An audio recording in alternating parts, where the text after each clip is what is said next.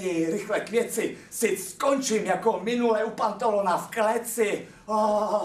Jo, a snad to nebude tuze velký hřích, když řekneme vám to všechno ve verších. To člověk hledá, kudy by utek, vždycky když na duši spadne mu smutek.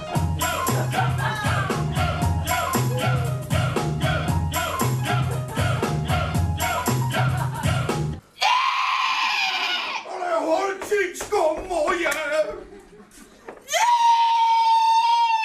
Děvčátko zlaté! Proč krásné oči tvoje zármutkem jsou a žalem jaté?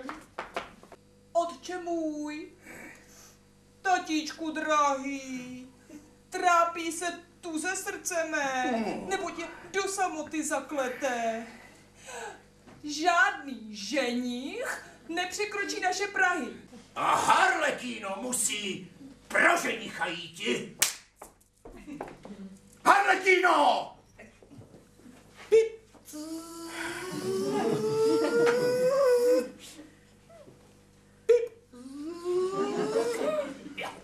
Přátelé!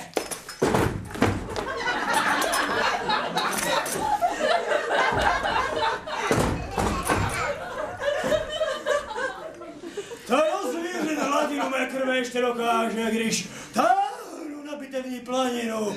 Jen jak ženu unesmích. Ano?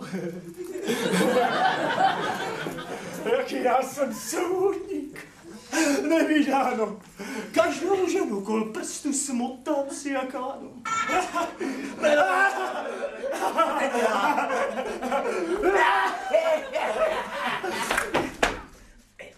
Srdce své nabídnout bych chtěla, ovšem jen takovému muži. Pozor, tam dokážete, jaký jste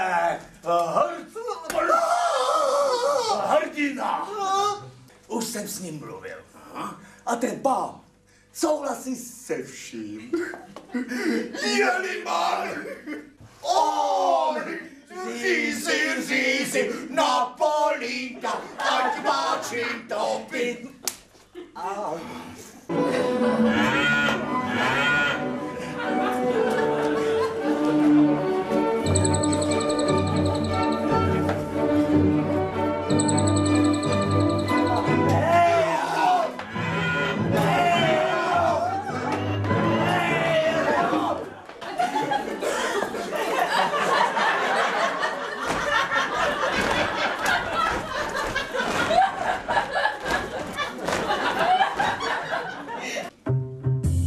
Ničeho netřeba se bát.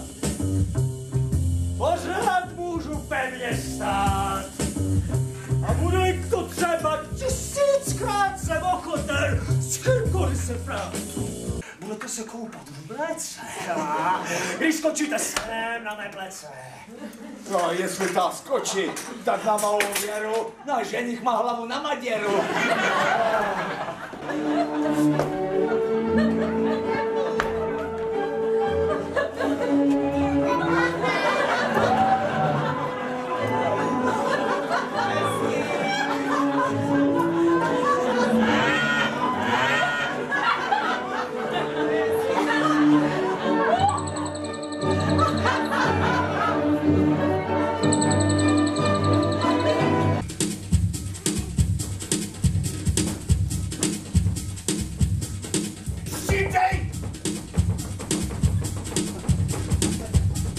Příště zkuste milým být. Snad budeme větší štěstí mít. Harlekíno! Ne!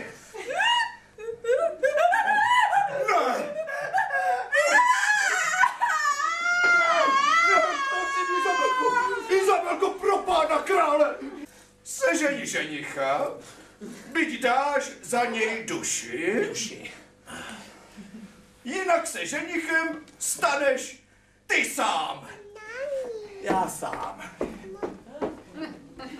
Proč já se musím takto mučit, a?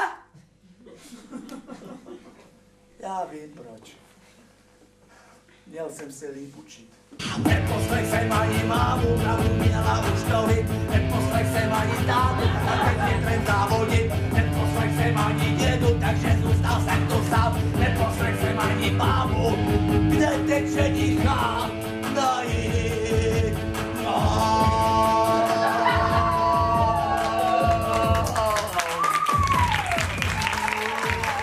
Co je zač ta tvá paní? Má paní? Tuze je krásná. Mladá. Štíhlá. Ale měl by ji někdo k šetrnosti vést. Někdo, kdo ví, jak to ve světě chodí. A krásná je taky? Aspoň trošičku? Nikdy jste nespatřil půvabnější holčičku. Kdybych jako vy byl pán, do svatby hnedle se dám sám. Kolo je štěstí a to se točí. Kdo se neudrží, ten se smočí. A kdo se smočí, chudý je a sám. S tímto pozdravem já kláním se vám.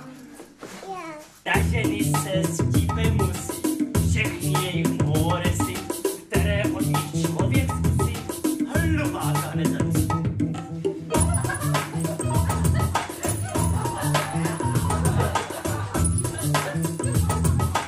Budu ten, který hlídá, stále jí má na očích.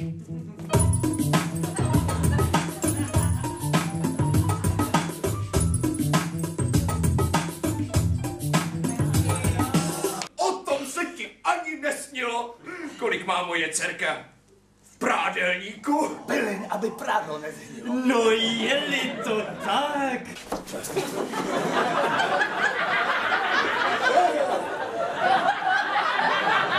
Až otevřete k její kráse vrátka, to se teprve podívíte, co z toho tam uvidíte. A smím vám políbit ruku?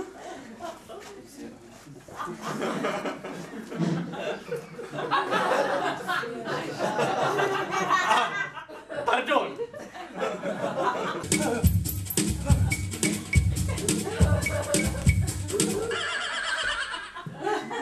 To, že byl obličej. Vždyť to byl ženich.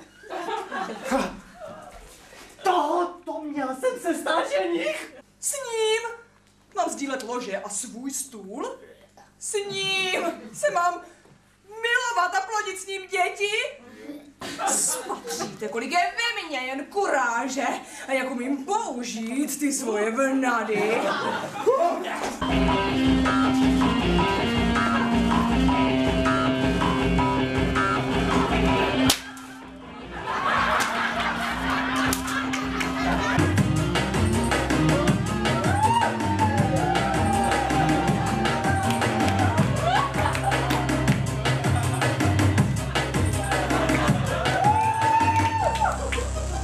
Skutku s ní chcete žít?